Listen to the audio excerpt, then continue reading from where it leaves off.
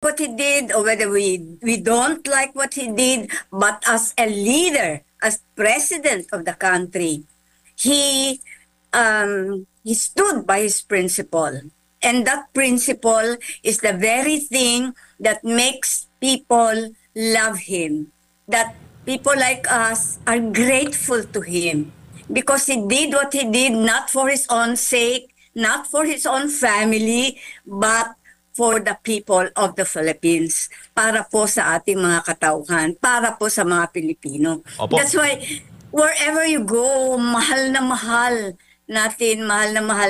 namin si Mayor Rodrigo Roa Duterte. Mayor namin siya, naging mayor namin siya, naging vice mayor namin siya, naging congressman namin siya, at naging presidente ng buong Pilipinas.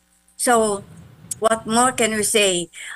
Sa ngayon, kanina sa City Council, I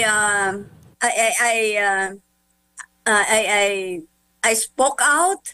Nag-privilege speech po ako, expressing my sentiments about the whole thing, and that rallying the Davaoenos and rallying the City Council, kami mga City Councilors dito, to stand by President Rodrigo Roa Duterte. We feel that this is total abuse of power. Imagine a former president doing this to him, you know. So I hope that I don't know kung magkakaroon ng backlash ito, but I'm sure that deep in the hearts of the people, the sympathy is with Duterte. Opo. The sympathy is with Tatay Digong. So we remain solid, four square behind Tatay Digong. Tatay Digong, wherever you are now, please feel our love. You know, I reiterated the poem penned by Mocha, and I'd like to say it again because this is what I delivered in the City Council kanina. So it says here, he knew this day would come when friends and allies would turn into enemies, when those with political ambitions would crush him and his family to the ground. But when he saw a country is in disarray, his beloved Philippines on the brink of becoming a narco state, his poor motherland where the evil held sway, he decided to take a stand. He knew this day would come when he would be crucified for standing up for you and for me. Nevertheless, he made the difficult choice at a time when nobody would do the dirty job of cleaning up the mess caused by years of corruption and neglect. He had our backs when no leader could. He knew this day would come, but he did it anyway because loving one's countrymen above self, above family, was his destiny. He stood for us again and again and again. Now, it is the time for us to stand for him. Let us protect former President Rodrigo Roa Duterte. Let us protect him at all costs. Duterte all the way. And remember, we pray, we storm the heavens with our prayers. Tatay Digong, wherever you are, we are praying for you. And please feel our love for you. Opo, maraming salamat po, Madam Councilor. Bago lang po si Boss D. Boss D, panoorin natin yung video na to. Ito yung inaakusahan nilang kriminal. Kasama ni former President Duterte, yung mga kabataang cancer patients. Ayan o, kinakantahan siya ng mga kabataan, nagpapasalamat sa kanya. Ang mama, nakikinig at naiiyak. Ito ba yung sinasabi nilang kriminal, Madam Councilor, Boss D? Ha? Ito ba yung sinasabi nilang mamamatay tao? Ito ba yung dadalhin nila sa The Hague, sa Netherlands, para papanugutin sa mga kaso na sinasabi na kanya raong ginawa, mastermind daw ng kill plot laban sa mga kalaban niya sa politika o mga kalaban ng bayan kontra illegal na droga? Ito ba yung sinasabi nila na mamamatay tao, na yung pusong bato naging pusong mamon sa harap mismo ng mga kabataan na biktima ng cancer na nagpapasalamat sa kanya? Boss D, your turn to ask. Alam nyo, ano to, galawang komunista kasi talaga ito. Ganito yung mga galawang komunista. Kung ano yung hindi mo kayang gawin, yun yung itatapon nila sa'yo. Yun yung ibabato nila sa'yo para magmukha ka talagang madumi. Katulad din naman ito nga ng ginawa nila kay Pastor Apollo Kibuloy. Sasabihin nila si Pastor Apollo Kibuloy, ganito, ganyan. Pero kung titingnan mo, yung track record, makikita mo na mapagmahal sa kabataan, nagpapaaral ng libre, nagpapakain sa milyong-milyong mga miyembro, at tumutulong sa gobyerno, tumutulong sa Pilipinas. Pero kung siraan nila, ganun-ganun na lang. Ganun din si Pangulong Duterte. Hindi na lang ito, partner. Nanggaling tayo sa Hong Kong. Dalawang mata natin nang nakakita. Correct. Kung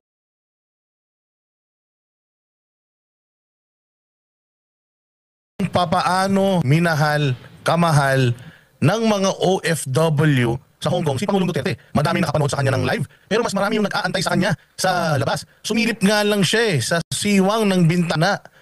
Halos nagkanda iyakan pa yung mga tao doon sa Hong Kong. So ito yung tao na sinasabi nilang gumawa ng crime against humanity. Ganito na tayo kabulag. Yung taong walang ginagaling ng kanyang buhay sa pagpapaganda ng magulong Davao hanggang sa ipinahiram sa atin siya sa buong Pilipinas, hinangaan ng pati ng ibang mga bansa, iba't ibang mga leaders ang humanga sa political will ng Pangulo Duterte. Yung kanyang paglaban, pagsawata sa krimen, ginagamit na model ng ibang bansa ngayon.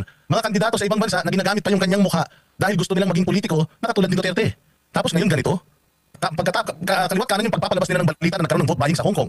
Kaliwat kanan yung pagpapalabas nila ng balita na binayaran ng $300 Hong Kong ang bawat isang member dito, isang bintang Pilipino na punta rito. At sinasabi nila, hindi daw ito mga OFW, puros member daw ng KOJC ito. So clearly, minawater down nila itong napakainit na pagtanggap ng tao ng Filipino community sa Hong Kong kay Pangulo. Yan, nag-iiyakan pa.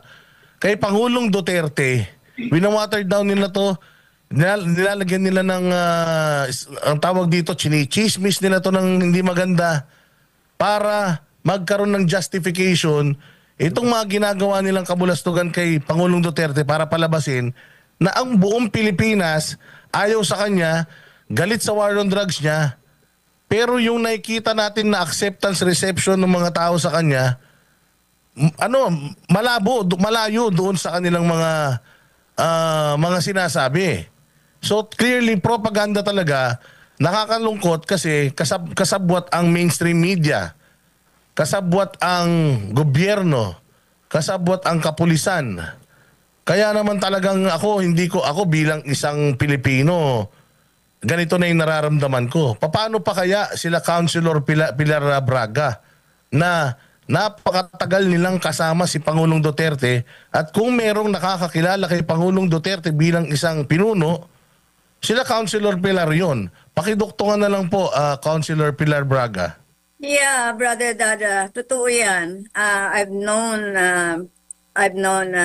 Rodrigo Duterte since more than 2 decades ago. You know, hindi pa ako konsehal noon, kilala ko na siya.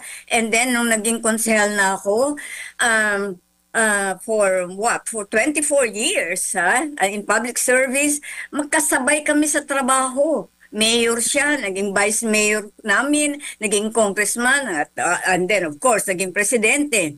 And alam namin ang mga istorya dito sa Davao, no? Kung tingnan mo siya, tough masyado. Siyempre, dapat as leader, dapat tinatakutan siya ng mga kriminal, di ba?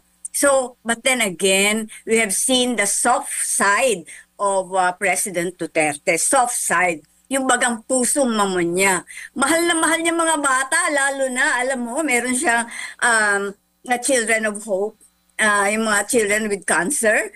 Naku, palagi niya yan binibisita doon sa SBMC because that's how he loves the children sa House of Hope. And then not only that, you know, ang pinaka-admire ko sa kanya, mag-start siya sa opisina niya starting, let's say, 2 o'clock in the afternoon. Ang haba-haba-haba ng pila ng mga tao hanggang sa daan, hanggang makaalis na lang kami. But si Rodrigo Duterte, ang aming vice mayor, ang aming mayor, nasa opisina pa, entertaining every person who would like to see him. So starting from 2 p.m. up to 11 p.m. in the evening, nandyan yan siya, nag-e-entertain at sa mga constituents niya, nagbibigay ng tulong agad-agad. So, wala akong nakitang talagang leader katulad niya. He always had time for the people. See? And in Davao City, he is loved by the masses. Not only in Davao, but the entire country. Katulad sinabi mo, Brother Dada, sa Hong Kong, hindi mo mapakaila, hindi ang camera, hindi nagsisinungaling, hindi ba? So makita mo yung mga reaction ng mga tao, umiiyak and all that. Katulad ko kanina, parang napaiyak na rin ako sa City Council when I said something about it, that we should stand by our president, our former president, our mayor. So tama yung sinabi mo, Brother Dada, na talagang ang nakikita lang siguro ng iba yung top side ni Digong, di ba? But tayong mga taga Davao, we see the soft side and the good side of former President Rodrigo Roa Duterte. Kaya hindi mo mapakaila sa mga tao yung pagmamahal ng mga tao sa kanya. Hindi yan plastikan, that's a genuine na pagmamahal, totoong pagmamahal. Walang bayad yan, hindi pinipwersa ng mga tao na ganun. No, it's all genuine. It's all real. Totoong totoo. Kaya mahal na mahal natin siya. Kami ang boses ng masa, hindi natatakot. Katotohanan lang, di kami nalulunod. Walang bahid ng sismis, lahat ay totoo. Kahit sino ka pa, pag mali ka babanatan ka. Walang pinipili kulay, wala kaming kinikilingan. Basta para sa bayan, kami lalaban. Pag tama palakpakan, pag mali banatan. Di matitinag, di matatakot, para sa bayan tuloy ang sigaw. Sa harap ng kamera, walang halong takot. Mga baluktot, lahat kayo'y tutumba. Ang hustisya at